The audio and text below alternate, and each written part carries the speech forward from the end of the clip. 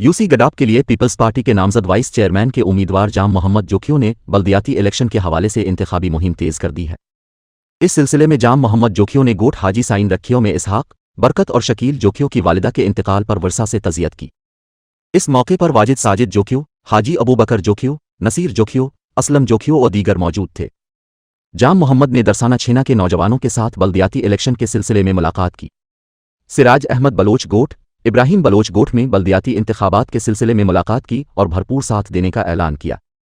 इससे कबल जाम मोहम्मद जोखियों ने गोठ हाजी साइन रखियों गडाप में मुख्तियार अहमद, मकबूल और वकार जोखियों की शादी में शिरकत की। इस मौके पर सिराज अहमद जोखियों ने जाम मोहम्मद और दीगर मेहमानों को अजरकें पहनाकर इस्तकबाल किया।